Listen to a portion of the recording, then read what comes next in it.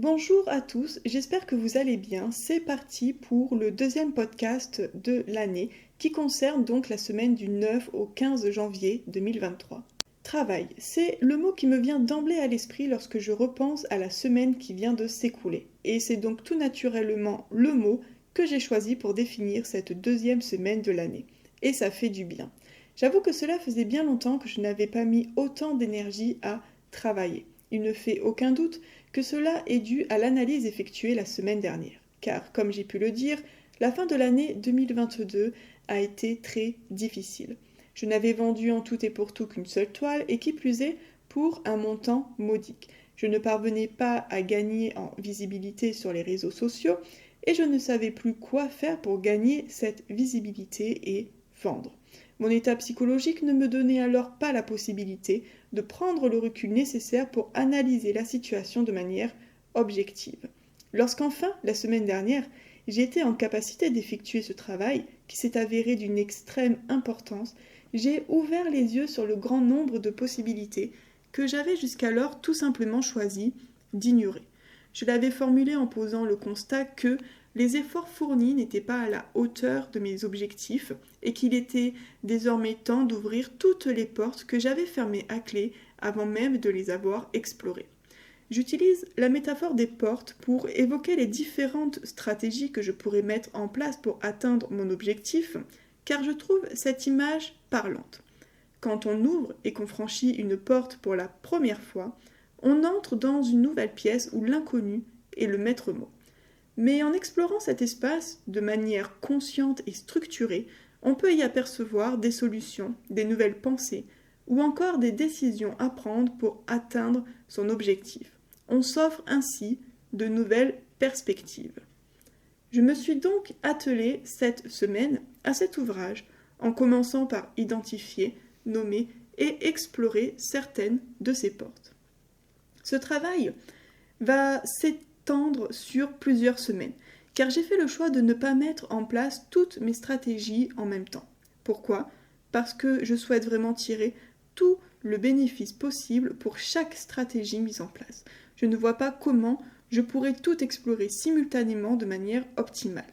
Il est donc important d'avoir conscience de ces capacités.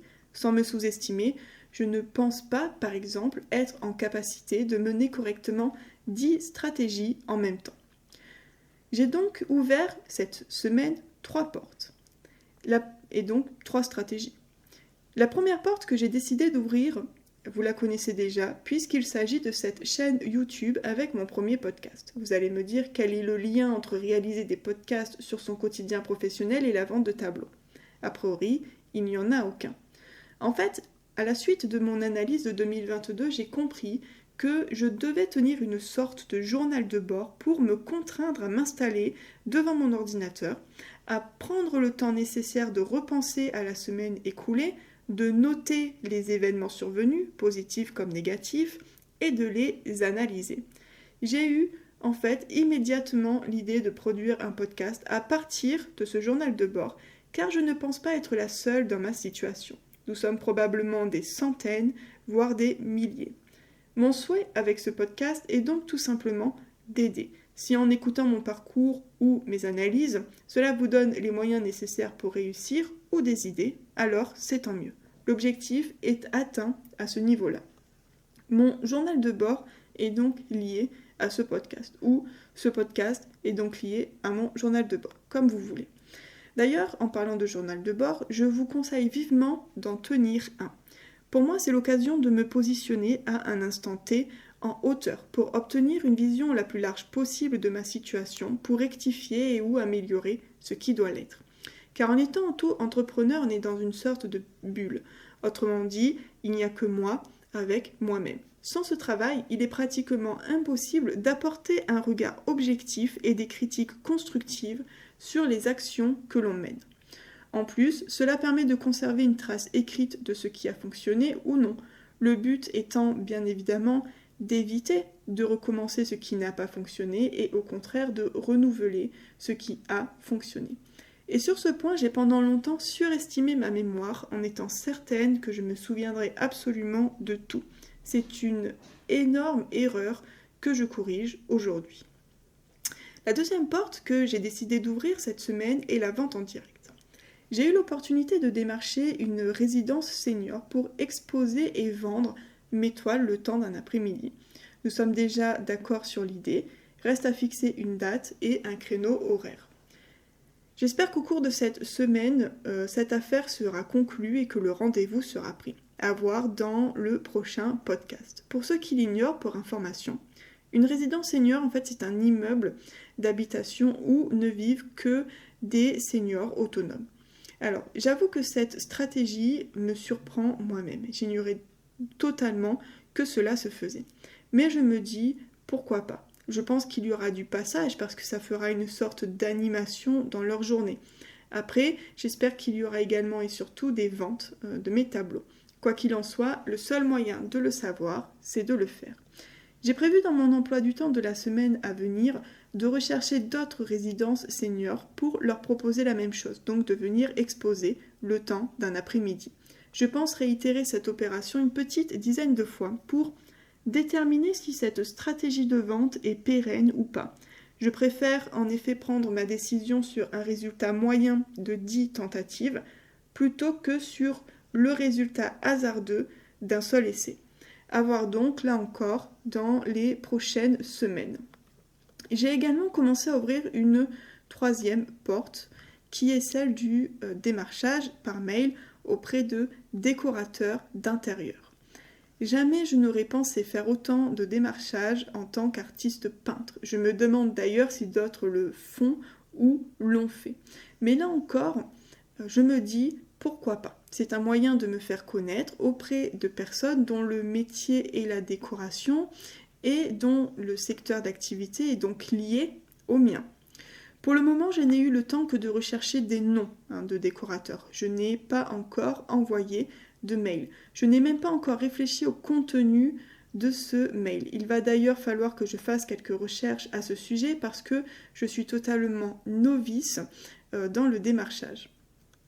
Pour optimiser en tout cas mes chances, j'ai pris le temps de créer un catalogue de mes œuvres. J'avoue que cela n'était absolument pas prévu au programme. En fait, j'avais pensé initialement à insérer le lien de mon site internet dans le mail. Comme cela, en un clic, les personnes pourraient s'y rendre. Mais finalement, je ne sais pas pourquoi, l'idée de faire un catalogue m'est apparue à l'esprit comme une intuition et je l'ai tout simplement suivie. Je me dis que de toute façon, au pire, cela apportera une valeur ajoutée à mon travail et un peu plus de professionnalisme. Je mettrai régulièrement à jour ce catalogue en fonction des dernières ventes et des dernières créations réalisées. Je pense au pire le mettre à jour une fois par trimestre et au mieux, en fait, dans l'idéal, chaque mois. Il m'a fallu, faut bien le dire, plusieurs heures pour obtenir un résultat qui me convenait dans la création de ce catalogue. J'ai d'abord utilisé Word, mais j'ai été presque immédiatement confrontée aux limites de mes compétences sur le logiciel. J'ai donc continué en fait sur Canva et il est vrai que ce site est une merveille. Je l'utilise d'ailleurs pour la création de mes publications sur Instagram et Facebook. Donc si vous ne connaissez pas Canva et que vous créez du contenu, je vous conseille d'aller y jeter un petit coup d'œil. Il y a une version payante et une version gratuite. Pour le moment, je me sers exclusivement de la version gratuite et ça me suffit largement.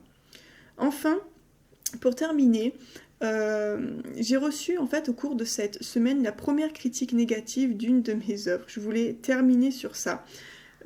En fait, pour vous donner un peu le contexte, je partage sur Facebook mes publications sur des groupes un peu spécialisés, histoire d'essayer de gagner un peu en visibilité. Et je pense d'ailleurs que cela m'a effectivement apporté quelques followers.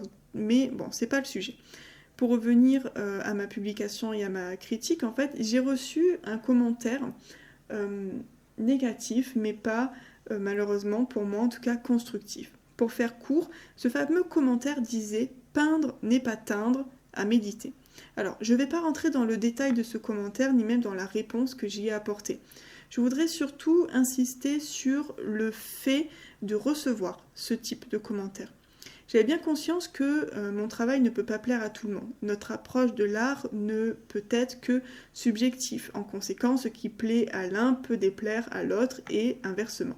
Lorsqu'une personne dans la vraie vie, et ça m'est déjà arrivé, me dit qu'elle n'aime pas forcément ce que je fais, je le comprends, je l'accepte, ça ne m'affecte pas outre mesure. Mais en fait là, je n'ai pas vu l'intérêt d'indiquer à un confrère, puisque finalement c'est bien un confrère qui m'a adressé ce commentaire, que à ses yeux, je n'étais pas une artiste peintre, parce que c'est bien là ce que signifie ce commentaire. Et finalement, sa critique, donc le commentaire n'était pas destiné à l'œuvre en elle-même, mais directement à moi-même. Alors, je me doutais bien qu'un jour ou l'autre, j'aurais le droit à ce type de commentaire gratuit, ou même avec une analyse profonde, on ne peut rien en tirer. Mais j'ai sous-estimé l'effet que cela pourrait avoir. Et là encore, il ne s'agit que d'un seul et unique commentaire.